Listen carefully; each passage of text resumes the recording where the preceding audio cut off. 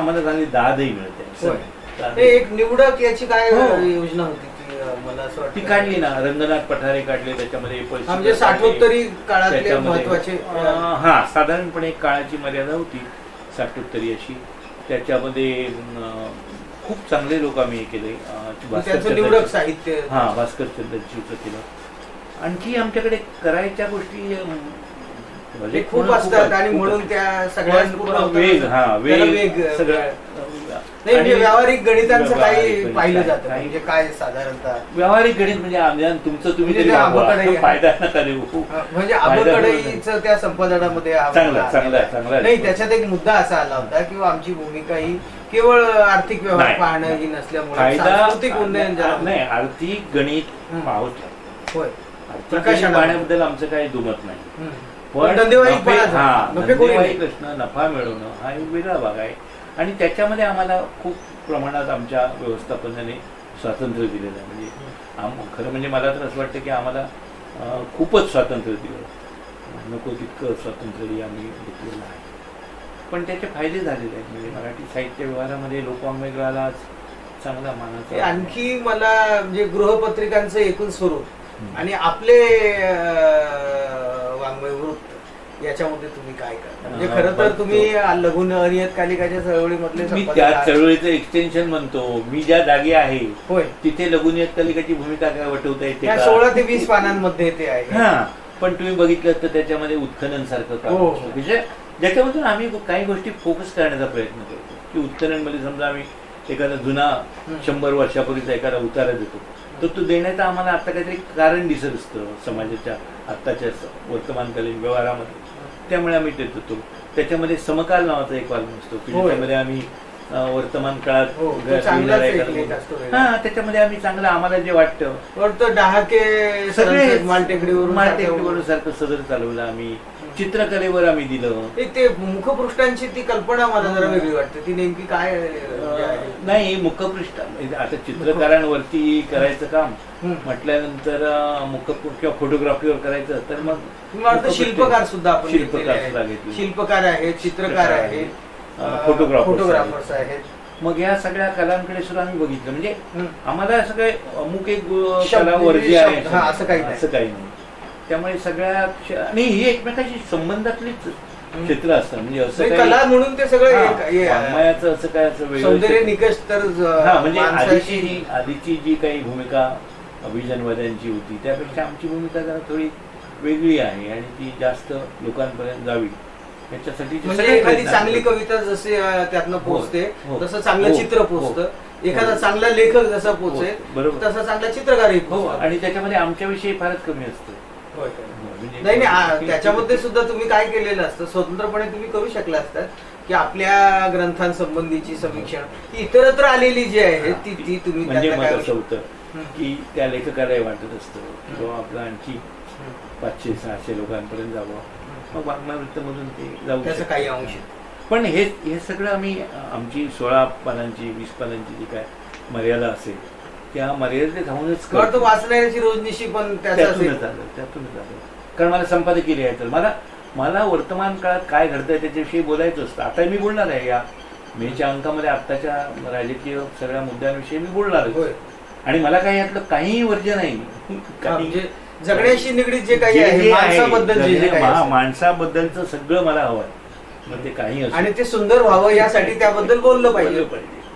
ह्या भूमिकेतून ते होतं आणि चांगला प्रतिसाद लोकांचा प्रतिसादही आम्हाला चांगला आहे. अगदी सुरुवातीला तर ते एरवी तुम्ही प्रकाशन संस्थेची जर नियतकालिका पाहिली तर त्याचं स्वरूप नाही आपण इतरांविषयी नाही त्याच्यापेक्षा वेगळं असं स्वरूप. पण मला असं वाटतं की त्याच्यामध्ये मी लघु नियतकालिकाच्या चळवळीतला असण्याचा मी बहुजनवादी विचाराचा असण्याचा ह्या सगळ्याचे काही भाग आहेत. मी विचारानेच मुळात सगळ्या म्हणजे अभिजनांच्या पेक्षा काहीतरी वेगळ्या प्रकारे सगळ्या गोष्टींकडे पाहावं अशा भूमिका ही माझ्या आतूनच आलेली भूमिका आहे. मी माझ्यावर कोणी लादलेली भूमिका नाही आहे. मला असं वाटतं की माझ्या याशिवाय पर्यायच नव्हता. आयुष्यात मला डाव्या चळवळीशिवाय पर्यायच नव्हता किंवा मग मी विकलं जाणं हाच 2च पर्याय होते. तर मला तर विकलं जायचंच नव्हतं. त्यामुळे डावी चळवळ आणि मग डाव्या चळवळीसाठी जे जे करता येईल ते करायचं.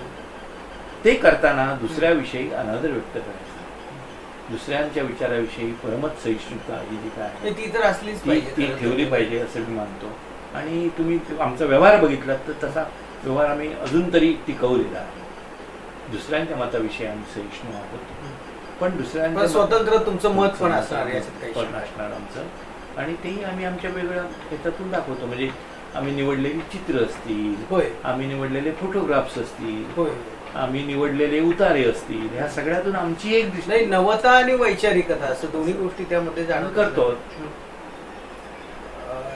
आणखी या कामामध्ये मला असं दिसतं की ते उत्खनन हे जे सदर आहे ते समजा 18व्या शतकात 19व्या शतकात झालेलं जे जागरण असेल ते जागरण 21व्या शतकात कितपत आवश्यक आहे हे कळतं.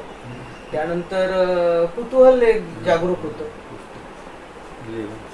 आणि यामुळे असं झालं की शिवाय सध्याचा सगळा काळ पाहता लोकवाङ्मय गृहाची गृहपत्रिका ही लोकांची गृहपत्रिका होण्याचं आणखी कारण एक असं आहे की त्या मर्यादित अवकाशामध्ये हे दीर्घ पल्ल्याचं वाचन करणारा वाचक वर्ग किंवा वैचारिक लोकांनी वाचलं पाहिजे हे खरंच आहे, पण तुम्ही अंशतः त्याचा विचार जाग करणं, त्याला विचार प्रवृत्त करणं ही धारणा प्रकाशन संस्थेची असणं खरं तर ती सगळ्यांचीच असली, ही शेवटी ज्ञानाची माध्यम आहे. उदाहरणार्थ तुम्ही प्रवास अनुभव लिहिला, तो सुद्धा जगाकडे पाहण्याचा एक दृष्टिकोन आहे, म्हणजे केल्याने देशाटन असंच म्हटलं जायचं. तुम्ही यानं त्या कारणाने किंवा प्रकाराने ज्ञानाशी ज्ञान संचारणाशी पुन्हा आणखी हे लोकवाङ्मय मधला जो लोक आहे या घटकांकडे तुम्ही काय पाहता, म्हणजे त्यासाठी तुमची काय म्हणजे काय चळवळ आहे नेमकी. लोक याचा अर्थ असा की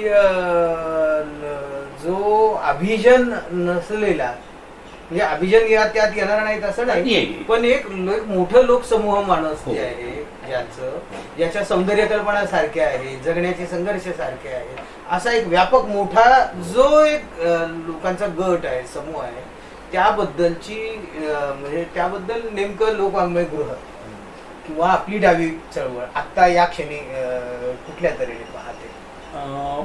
मी काही डाव्या चळवळीच्या बाकीच्या क्षेत्रातल्या कामाबद्दल बोलायला अधिकारी माणूस नाही, तुम्हाला अधिकार नाही, पण मला असं वाटतं की साहित्य व्यवहाराकडे तुम्ही जर आत्ता बघितलं तर तुम्हाला असं लक्षात येईल की मोठ्या प्रमाणात ही जी बहुजनवादी भूमिका आहे ती भूमिका बऱ्यापैकी पुढे नेलेली. ती पुढे नेण्यामध्ये दलित साहित्याचा वाटा मोठा आहे, ती पुण्यामध्ये नेण्यामध्ये लघुनियतकालिकांचा वाटा मोठा आहे, आणि आता लोकवाङ्मय गृहासारखी जी प्रकाशन करणारी प्रकाशन संस्था आहे तिचा वाटा आहे. आपण सगळ्यांच्या एकत्रित प्रयत्नातून मला वाटतं बऱ्यापैकी झालं आहे. म्हणजे नाहीतर समजा एक 50 वर्षापूर्वी मराठी साहित्य संमेलनाचा अध्यक्ष सुर्वे होऊ शकतील, उत्तम कांबळे होऊ शकेल, नागनाथ कथापल्ले होऊ शकेल, अशी परिस्थिती संभवतच नव्हती. म्हणजे ही म्हणजे ह्यातले ही जी मी नावं घेतली ही नमुन्याची नावं आहेत. म्हणजे असं म्हणत नाही की यातला प्रत्येकजण किती मोठा लेखक वगैरे त्यात आपण जाऊया नको, कारण तसं साहित्य संमेलनाचा इतिहासही काही फारसा म्हणजे स्फुरणीय नाहीये, पण आणि ती काही फार मोठी गोष्ट असं नाही, पण एक ओव्हरऑल इम्पॅक्ट खूप मोठा लोकसमूह जर तिथे येत असेल, लाखोंनी लोक येत असतील, कोट्यवधी रुपयांची जर पुस्तक विक्री होत असेल तर तो उत्सव महत्वाचाच आहे असं मला वाटतं. तर आम्ही डहाकेना अध्यक्षपदात येण्यासाठी जेव्हा डहाके आले, नागनाथ कथापल्ले झाला, उत्तम कांबळे झाला, नारायण सुर्वे झाले, अशी अनेक माणसं या काळामध्ये साहित्य संमेलनाच्या अध्यक्षस्थानापर्यंत पोचू शकली. हे म्हणजे अभिजनांपासून हा सगळा जो अभिजनांचा पूर्वीचा जो दाब होता तो दिवसेंदिवस कमी झाल्याचंच लक्षण आहे असं मला वाटतं, आणि हे चांगलं लक्षण आहे. तसं परिघावरचे लिहिणारे वाढले. म्हणजे आता लिहिण्याची सेंटर काय आहे तर मुंबई नाही राहिलं किंवा पुणा नाही राहिलेलं, आता लिहिण्याची सेंटर ही गडहिंग्लज, कुठे चंद्रपूर, कुठे वाडा, पालघर अशी बदलत चाललेली आहे.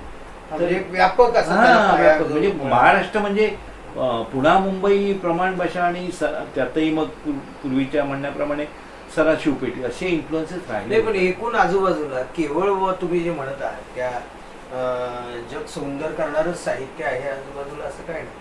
हे समकालीन एकूण समजा तुम्ही जर काय तुम्हाला काय वाटतं मला सांगा. ते लिहिणारे, आश्वासक वाटणारे असे लेखक, कवी असे आहेत आणि त्यांची संख्या वाढते, त्यांची संख्या वाढती आहे, त्यांची संख्या कमी नाही होत आहे. म्हणजे समजा रंगनाथ पठारे असेल, राजन गवस असेल, नेमाडे असेल, ह्या प्रत्येकाच्या शेड्स असतील, प्रत्येकाची शैली असेल, प्रत्येकाची मांडण्याची पद्धती वेगळी असेल. हे सगळं जरी असलं तरी दर्जा खालावला असं नाही मला वाटत. म्हणजे असं नाही वाटत. म्हणजे जास्त आवाज आले असं फार करून म्हणता येईल. खूप अनेक आवाजी असं लेखन मराठी त्याचं मला काय हे नाही, दुःख नाही. ती चांगलीच बाब आहे. अनेक लोक 100 फुलं तसं मावचं विधानच आहे ना, तसं ते 100 जर लिहिणारे असतील म्हणजे 100 फुलं तशा अर्थाचं, लेट 100 फ्लॉवर्स ब्लूम वगैरे असं काहीतरी आहे ते. तर तशी जर खूप लोक लिहित असतील, ज्यांच्या मागच्या 4-4, 10-10 पिढ्यामध्ये लेखनच नव्हतं, अशी माणसं जर आता लिहायला लागली असतील तर ही गोष्ट बरीच झाली ना. किंवा स्त्रिया मोठ्या प्रमाणात लिहायला लागल्या. त्यामुळे लिहिण्याची पातळी काय आहे, त्याला सगळे लिहिण्याचे कलाविषयक निकषामध्ये ती बसते की नाही, हे नंतरचे प्रश्न आहे. पहिल्यांदा येऊ द्या तर खरं लिहिता येते. हां, लिहिता होऊ द्या, मग तुम्ही ठरवा. नंतर प्रतवारी आत्ताच लावायची घाई आपण करू नये. साहित्य व्यवहार आता तुम्ही अखिल भारतीय मराठी साहित्य संमेलनाशी पण तसे म्हटलात तर मी आहे. आणि विद्रोही किंवा साठे हे याबद्दल आपलं काय सगळ्यांची भूमिका काय आहे? माझी भूमिका आणखी नीट होत चाललेली आहे. होय. माझी भूमिका अशी आहे की महात्मा फुले 2014 मध्ये जर असते, होय असं धरू आपण, तर त्यांनी आत्ताच्या साहित्य संमेलनामध्ये आपला माणूस निवडून आणण्यासाठी प्रयत्न केले. होय. त्याच्याबद्दल यांनी खूप वेगळ्या प्रकारे, म्हणजे आता आपल्याला तितका वेळ आणि अवधी नाही, पण सदानंद मोरेंनी खूप विवेचन केलेलं आहे. म्हणजे ते घडलं कसं, म्हणजे त्यावेळेला महात्मा फुलेंचे सहकारी मस्के हे कसे रानडेंच्या बरोबर वगैरे, त्या आपण तपशिलात जाऊया नाही होतो सगळ्यात त्यावेळेचा राजकीय तपशील. पण माझी ही जी भूमिका आहे की महात्मा फुले मी त्या काळात घेतलेली भूमिका म्हणून ते बरोबर होते. कारण त्यावेळेला अभिजनांच्या त्या एकदम संवाद शून्यताच त्यांनी किंवा तुमचं आमचं जमत नाही, कारण त्यांना त्यावेळेला हस्तक्षेपाचा उपयोग झाला नसता. आता हस्तक्षेप करण्यामुळे आपण सगळे ताकदवान आहोत ना. तुमच्या लेखनामध्ये किंवा अगदी लोकवाङ्मयाच्या माहिती हस्तक्षेप हा शब्द येतो. म्हणजे हा सर्जक हस्तक्षेप काय आहे नेमकं सांगा. सर्जक हस्तक्षेप काय आहे कसं सांगू तुम्हाला की लघुनियतकालिकाने आम्ही काय केलं हस्तक्षेप केला. आम्ही लोकवाङ्मय गृह प्रकाशन म्हणून साहित्य व्यवहारामध्ये जो अभिजनांचा कोंडावळा असतो, त्या कोंडावळ्याला फटी फाडणं असं एक तो हस्तक्षेप. तो हस्तक्षेप असतो आणि तो करत राहायला हवा, तो सतत करत राहायला हवा. आणि आम्ही जरी नसलो तरी आमच्या मागून येणाऱ्यांनी सुद्धा तो करायला हवा. म्हणजे तो आमच्या पुरता थांबून उपयोग नाही. लघु नियतकालिकांची जी चळवळ होती, ती चळवळ नंतर म्हणजे साधारणतः 1955 ते जास्तीत जास्त 75 20 वर्ष साधारणतः. तर ही चळवळ नंतर काही तशी राहिली नाही का? ते लोकच मला असं वाटतं की प्रस्थापित वगैरे झाली नाही. मला प्रस्थापित झाली लोक असं म्हणणार की त्यांच्यात कोण आहे तो खरं, म्हणजे शांतपणे विचार करायला गेला तर त्यातले कोण प्रस्थापित झाले आहेत आणि त्यांची प्रस्थापितता कसली आहे. तसं काय होईल आपलं म्हणजे उचलली जीभ आणि लावली टाळायला असं म्हणून ते प्रस्थापित झाले तसं एका दुसरं नाव घेऊन सांगत बसं ते काही खरं नाही. ते काही खरं नाही. अशोक शाणे प्रस्थापित झाला आहे, बहुपद्य प्रस्थापित झाला होता. कोण प्रस्थापित झाले म्हणजे ते प्रस्थापित झाले म्हणजे कोण झाले प्रस्थापित नाही झाले. ते त्यांनी एका प्रकारे कसं एकनाथ ह्या सगळ्याकडे कसं बघायला हवं की तुम्ही ज्या वेळेला एखाद्या झाडाला तोडता किंवा पतंगाला दोरा कापता त्यावेळेला पहिला गाव आणि शेवटचा गाव हे दोन्ही सारखेच असतात. प्रत्येकाची किंमत तेवढीच असते. तसं 1960च्या सुमाराला काही आम्ही काय धक्का दिला, भाषेच्या ते तुम्ही स्वतः संदर्भात काढलेलं चक्रवर्ती आणि भाषिक धक्के आहेत हा. म्हणजे ते. चक्रवर्तीच्या माध्यमातून हो, समजा भाषिक धक्के आहेत. त्या भाषिक धक्क्याचे काही एक उपयोग झालेच आहेत ना, काही उपयोग झाले असं नाही म्हणता येणार की भाषिक धक्क्यांचे काही उपयोग नाही झाले असं नाही. असं म्हणजे आपण जास्त तपशिलात गेलो तर तुम्ही तर मराठीचे चांगले अभ्यासक आहात, तुम्ही दाखवून देऊ शकाल की भाषिक केवढा आधीचा पट ते झालंच आहे अर्थात. बदल पण मला आणखी एक असं दिसतं की नामदेव ढसाळ यांच्या कवितेच्या बद्दल एक खूप मोठी आस्था असणारे असे तुम्ही स्वतः कवी आहात, होय. चळवळीतले कार्यकर्ते आहात तुम्ही. स्वतः काही नियतकालिका निर्माण केली किंवा आताही संपादन करीत आहात. तुम्ही एक संपादन केलेलं आहे, मला असं आठवतं की आम्ही तुमच्या एका अंकाचं प्रज्ञास तुम्ही आता मी भयंकराच्या दरवाजात उभा आहे. हे पण मला असं वाटतं की हे ढसाळांसंबंधीचं खरं तर त्यांच्या कविता विचारांबद्दलचं तुमचं आकर्षण असण्याचं काय कारण? अरे तो काय कारण म्हणजे काय कारण नसावं काय, तो चांगलीच कविता लिहितो, चांगलीच कविता लिहितो. त्याने आपली शोषितांच्या बाजूची भूमिका कविते लेखनामध्ये कधीही सोडलेली नाही. म्हणजे तुमच्या एरवीच्या माणसाने सारखी कविता जी आहे ती तुम्ही एरवी उद्धृत करीत असता. हो हो हो, माझी आवडती कविता आहे. तिचा सगळा पूर्वार्ध बघा आणि नंतर तो उत्तरार्धात काय म्हणतो ते अगदी त्याच्या अलीकडच्या कविता, निर्वाणा उदरची पिढे चिंध्यांची, कुठलाही संग्रह तो तसूभरही पुढे मागे झालेला नाही. त्याच्या मुळातल्या शोषितांच्या बाजूने उभं राहण्याची त्याची जी भूमिका आहे त्या भूमिकेचा त्याने कुठल्याही साहित्य कृतीमध्ये अवेअर केलेला आहे असं मला दिसत नाही. मी आंधळ शतक सारखं लेखन जरी तुम्ही पाहिलं तर ते फार हा कुठे मतभेद असतात, मतभेद असू नये असं नाही. नामदेव ढसाळाच्या लेखनाकडे जितका सगळ्यांनी आपण लक्ष द्यायला होता तितका तो दिला नाही.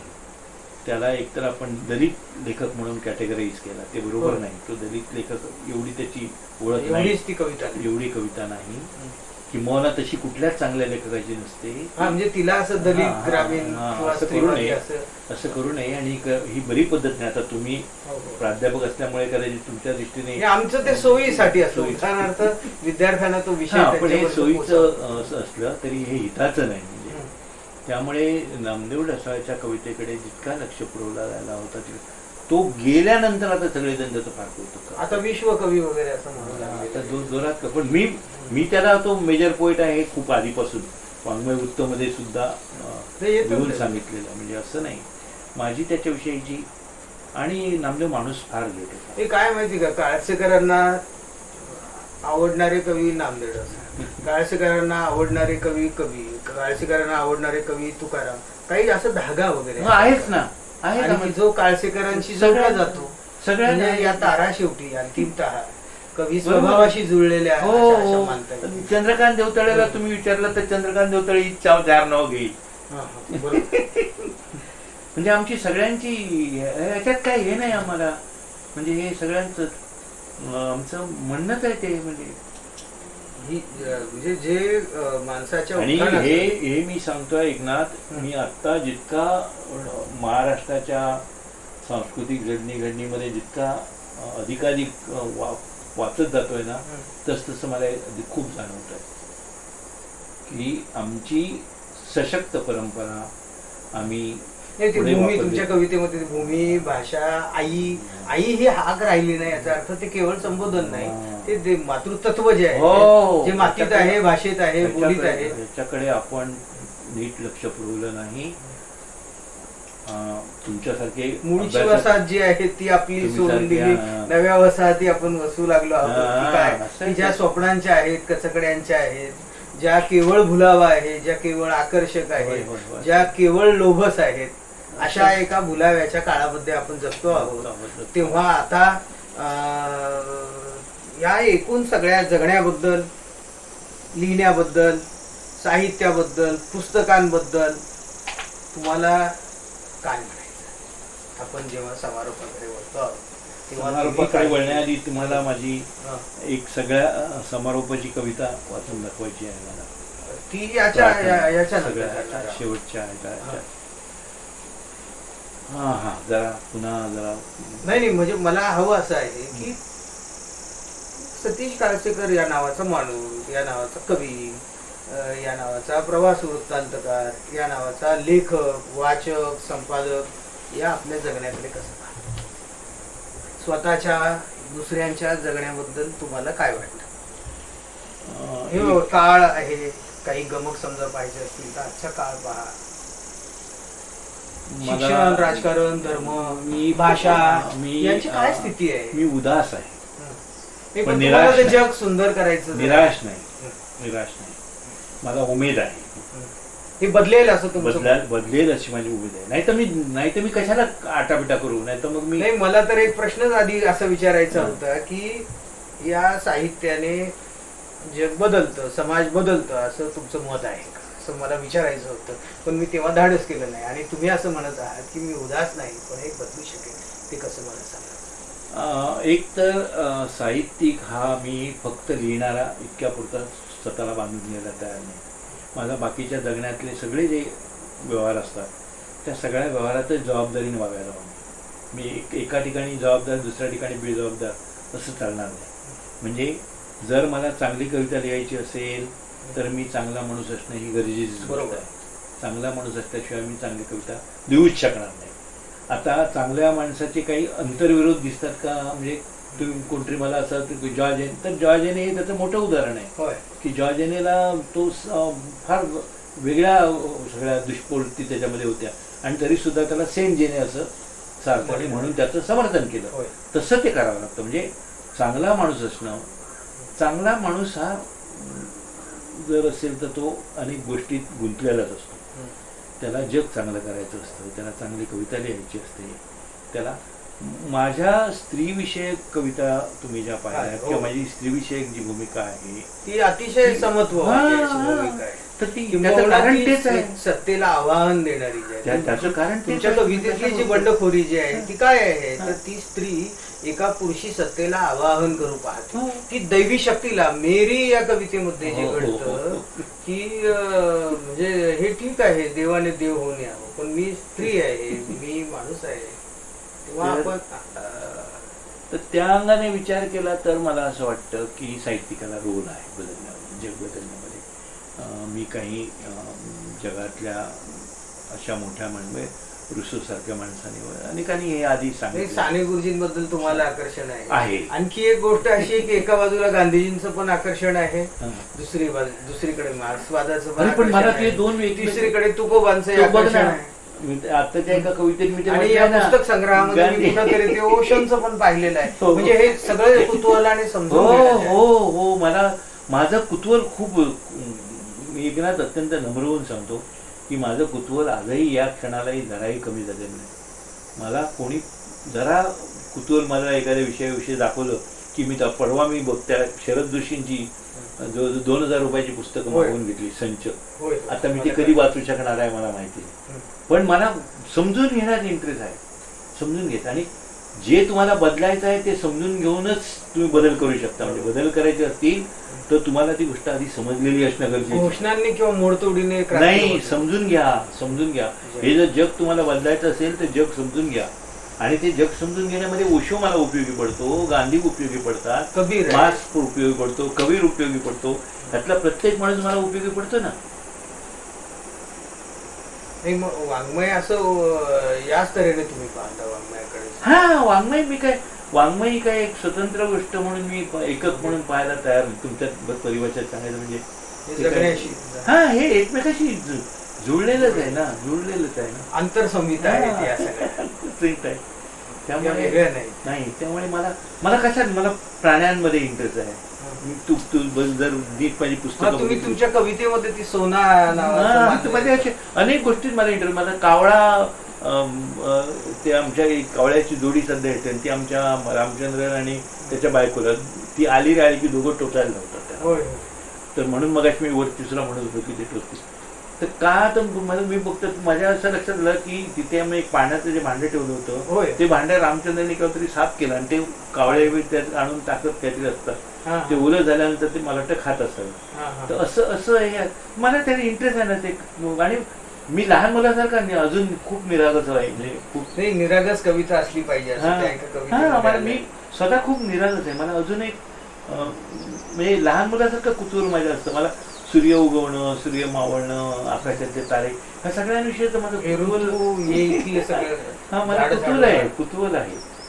ते माझं संपलेलं नाही. म्हणजे जगण्याबद्दलचं कुतूहल कुतूहल हेच आहे. तुम्हाला लिहितं, बोलतं, होय वाचतं, होय, सगळ्या लिहितं, विचार करतं, हो. असं सगळ्या बाजूने एक हो. करतेपणा. हो. मला असं वाटतं की वाङ्मयाची एक खूप मोठी देणगी आपल्याला मिळालेली आहे. असं म्हणूया.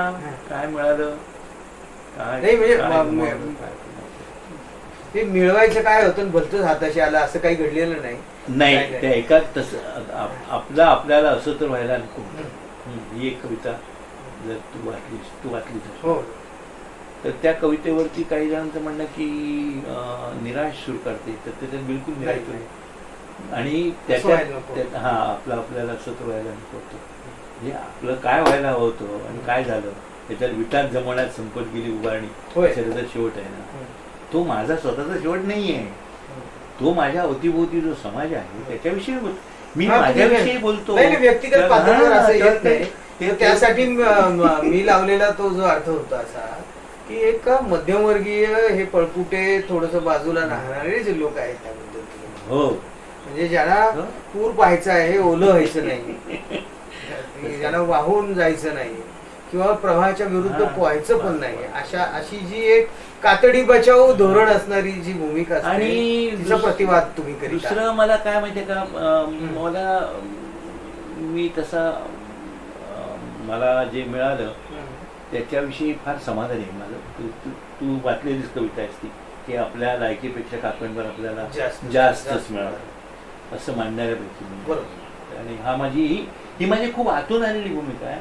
मी माझ्या मुलांना, बायकोला, सगळ्यांना समजावण्याचा प्रयत्न करतो की आपल्या लायकीपेक्षा आपल्याला काकणभर जास्त मिळत आहे. हे कधीतरी लक्षात घेतलं तर काहीतरी चांगलं करू शकाल.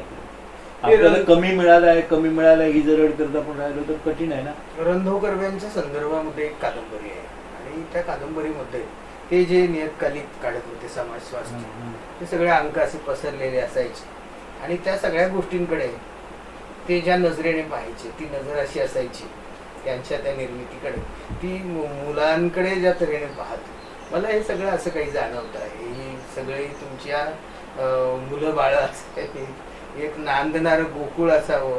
हे सगळं नांदणारं गोकुळ म्हणजे प्रत्यक्ष कौटुंबिक जीवनामध्ये लावून काळा सुखे करीतो सोहळा, साधवित गेली जना भय नाही की स्वच्छ टाईप आहे बघा. गात नाचत विनोदे आणि टाळ्या कपड्याचा टाईप घागऱ्यांच्या होता. छिंदे. डीटीपी वगैरे काही नव्हतं त्या काळी.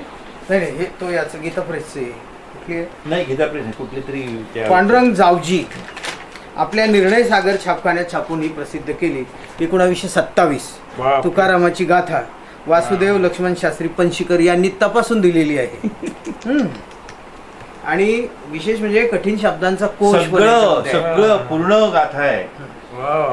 सोवा मनातल्या गोष्टी सोस बघितलं का, सौंदड एक झाड आणि नंतर सौंदड या झाडाबद्दल किंवा त्यातल्या एका यामध्ये मवा धोंडांनी लिहिलं पण होतं ना.